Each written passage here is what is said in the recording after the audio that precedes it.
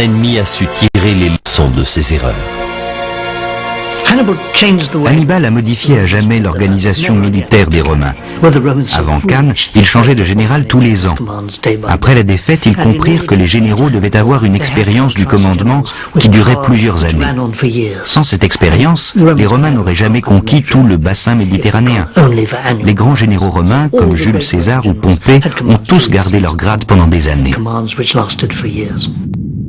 Scipion le Jeune est le premier de ces grands généraux qui ont bâti l'Empire romain.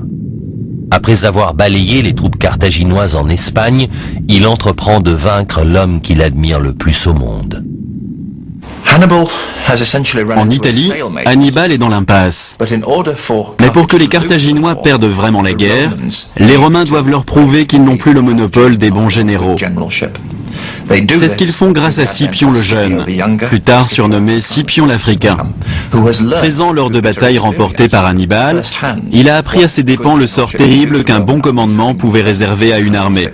En Espagne, puis en Afrique, il mit tout son génie en œuvre pour infliger aux Carthaginois ce qu'Hannibal avait fait subir aux Romains. Scipion décide d'ignorer les troupes d'Hannibal en Italie du Sud et de porter le conflit en Afrique. Il sait qu'Hannibal sera contraint de revenir défendre Carthage. Ainsi, après être resté 13 longues années en Italie, Hannibal rentre enfin en Afrique. Ses hommes s'apprêtent à combattre les Romains à Zama, en Numidie. Cette bataille allait s'avérer décisive. La veille du combat, Hannibal et Scipion se rencontrent pour parlementer. C'est la rencontre des deux plus grands généraux de leur temps. Scipion a un atout dans son jeu. Il a passé un accord avec la cavalerie numide d'Hannibal. Contre une certaine somme d'argent, elle a accepté de changer de camp. Scipion doit maintenant attendre qu'elle arrive. C'est une feinte digne d'Hannibal lui-même et un coup fatal porté aux Carthaginois. À Zama, même le grand Hannibal ne peut rien faire pour éviter le désastre. Nous sommes en 202 avant Jésus-Christ. Après 17 ans de combats incessants, la deuxième guerre punique s'achève.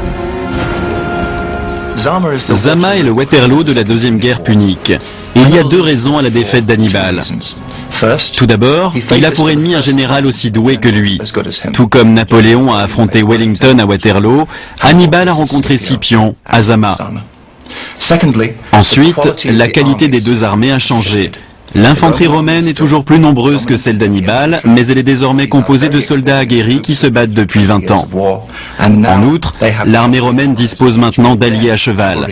Sa cavalerie jouit donc d'une supériorité numérique, tout comme celle d'Hannibal à Cannes. C'est cette cavalerie qui offre la victoire à Scipion. Les Carthaginois envoient rapidement une délégation pour négocier la paix avec Rome. Pour faire bonne figure, ils finiront même par bannir Hannibal de leur ville. Hannibal a été banni de Carthage en partie à cause de son engagement politique.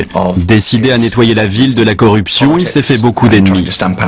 Mais Rome a aussi fait pression sur Carthage.